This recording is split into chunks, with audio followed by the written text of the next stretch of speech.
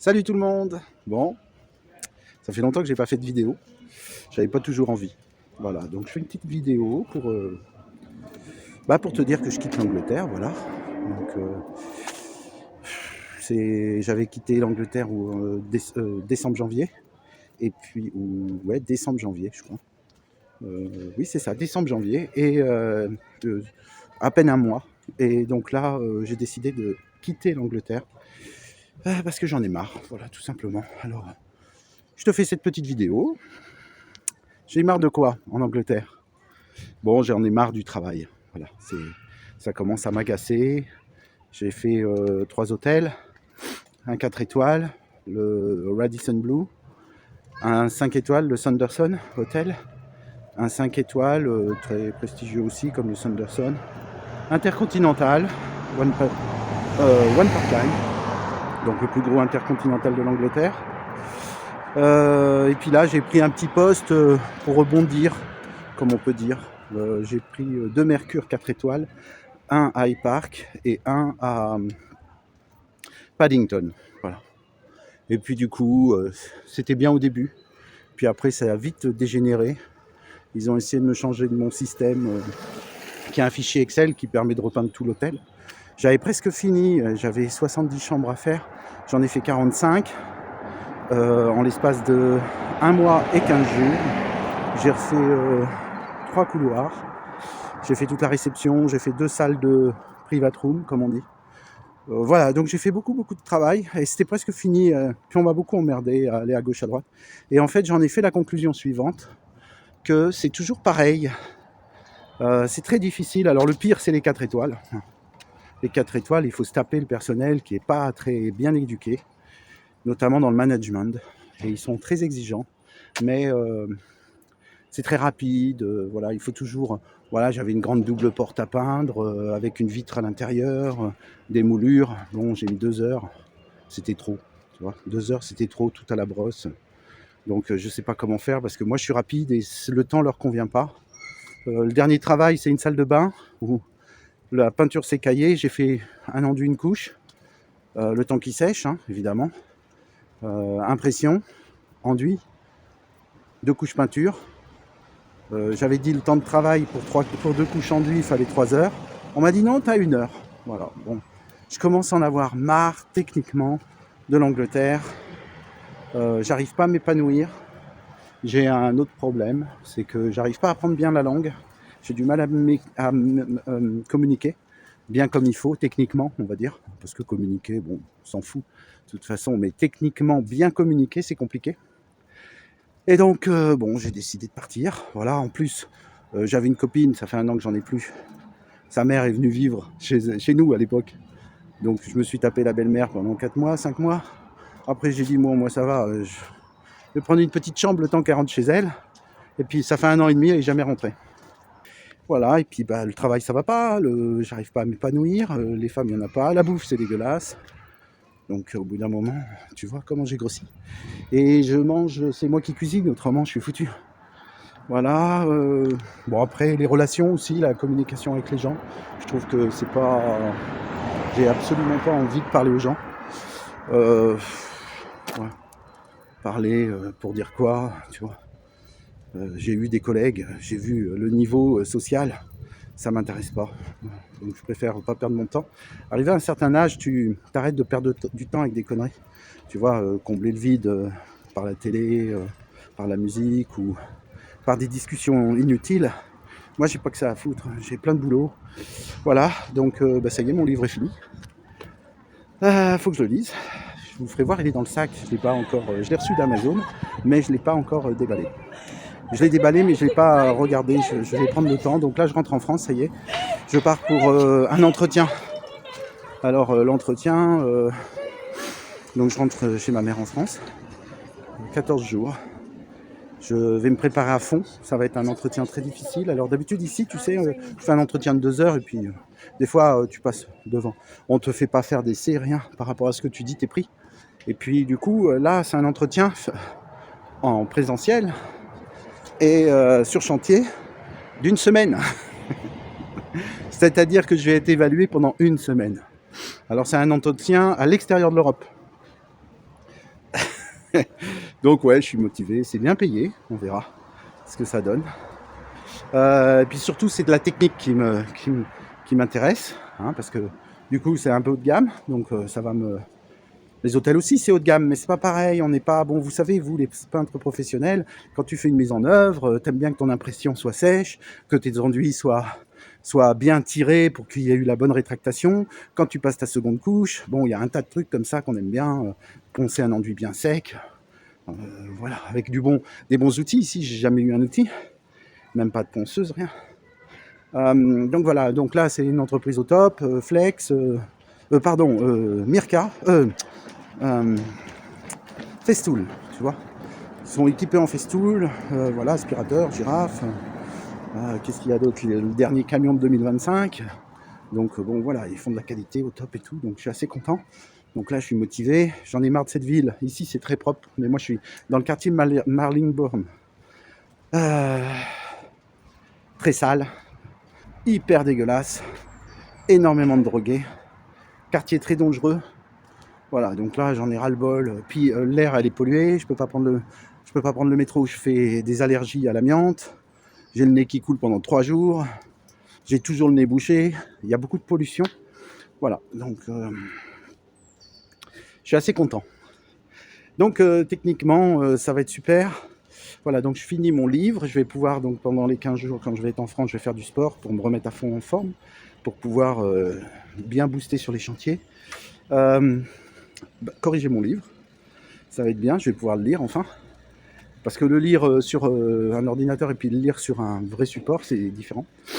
Voir s'il y a des fautes. S'il y a des fautes, j'ai vu qu'il y avait des petites reprises à prendre. S'il y a des fautes, le faire corriger par un professionnel. Voilà, parce qu'après, moi, j'ai des limites. Elles sont assez basses, d'ailleurs. Mes limites en correction de faute, tu vois, t'as le level 5. Moi, je suis plutôt au level 1. Voilà, donc... et puis voilà, bah, tout va bien. Je suis content, je pars demain matin. J'arrive à Poitiers, Londres-Poitiers. Ça va être rapide. Et après, je repars. Et puis, c'était pour te dire ça. Je me demande si j'ai pas oublié autre chose. Que j'ai oublié de dire aussi, c'est que mes diplômes n'ont pas été reconnus. Alors du coup, je suis obligé de travailler dans les hôtels parce que j'ai pas pu accéder au chantier. Il faut une carte et j'ai pas voulu passer ma carte verte. Ma carte verte, c'est la carte des laboureurs et moi j'ai pas voulu. J'estime que j'ai 4 diplômes en CAP, j'ai 4 CAP, je vois pas pourquoi j'aurais une carte verte pour aller faire le grouillot sur les chantiers.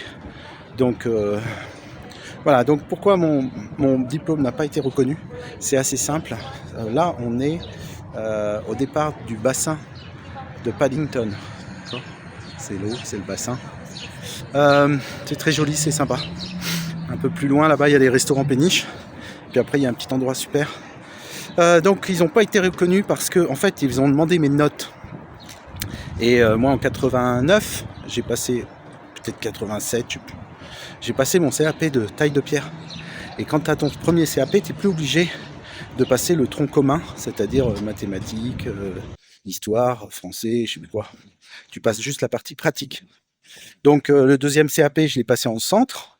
C'était chaudronnier plastique. Et là, en centre, j'ai eu des heures. Donc il aurait fallu que peut-être que je commence par ce CAP-là. Parce que quand j'ai présenté mon CAP de taille de peintre applicateur, on m'a demandé de prouver 139 heures en école, tu vois. Et ce qui est rien du tout. Hein. 139 heures, c'est rien. Et donc, moi, j'ai pas pu les prouver puisque j'étais en candidat libre. Ah, il y a du vent. Ça va. Donc, en candidat libre, ils n'ont jamais compris que c'était mon 3e CAP et que je l'avais passé en candidat libre. Donc, j'ai écrit plein de fois. Hein. Et comme ils ne comprenaient pas, et ben, du coup, j'ai abandonné. Ça m'a coûté 250 livres. Et le problème, c'est que j'ai jamais eu accès au chantier. Tu vois, donc je peux pas te dire vraiment comment on travaille en Angleterre, la méthode constructive d'une société à l'autre, les normes et tout ça. J'ai pas. Moi, j'étais obligé de travailler en hôtel.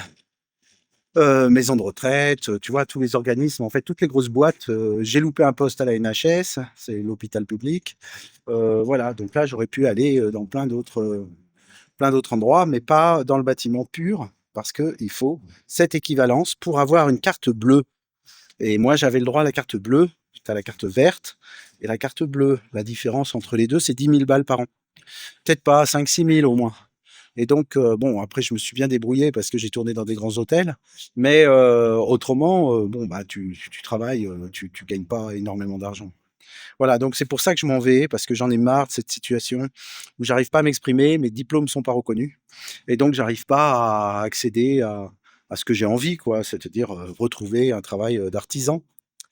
Tout simplement, un travail bien fait, un travail d'artisan, fait dans les normes, les règles de l'art. Voilà. Allez, on reprend la vidéo là où on s'est arrêté. Ça va durer une semaine, et après, je crois que je vais avoir un contrat de 3 mois. Et après, si je fais le job, j'aurai peut-être un contrat encore de 3 mois. Le problème, c'est que ça va être saisonnier, et c'est pas sûr que j'ai un CDI entièrement dans cette entreprise. Donc, on verra comment je me développe, et que si ça se trouve, je reviendrai en Angleterre. J'ai loupé une super opportunité à. J'espère qu'il n'y a pas trop de vent. J'ai loupé une super opportunité euh, à Hyde Park Residence. Donc là, c'est vraiment énorme. Je suis allé, c'est vraiment très beau. Ils louent des résidences pour 3 mois minimum. Le premier prix, c'est 10 000 par mois. Et le prix maximum, c'est 100 000 par mois. Voilà, donc je peux te dire qu'il y a des stars, il y a des hommes politiques. Voilà, c'est des grands riches qui sont là. Hein, parce que bon, si tu prends tu dis, tiens, je vais vivre 3 mois à Londres. Il y en a qui sont fiscalement rattachés à des pays. Il faut faire 186 jours dans un pays. Puis après, tu peux dire, bon, ben, je vais 3 mois à Londres. Voilà, avec ma famille. Je prends un appartement, ça coûte 50 000 balles, ne serait-ce que 30 000. Donc ça touche des gens vraiment très, très riches. Et j'ai loupé la place. J'ai été pris. Et puis à la dernière minute, il y a quelqu'un en interne qui a postulé. Et c'est les mecs en interne qui sont prioritaires. C'était un mec de la maintenance. Ça, c'est ce qu'on m'a dit. Est-ce que c'est vrai, est-ce que c'est pas vrai? Voilà. Bon, voilà, c'était un peu dommage. L'endroit était super. La paye était super. Donc, j'abandonne pas l'Angleterre. On sait jamais, je vais peut-être revenir. Voilà, j'ai plein de projets, je peux pas te les dire, hein, comme d'habitude. Sur Internet, on ne peut rien dire parce que tu es toujours copié par quelqu'un qui, lui, on n'en a pas.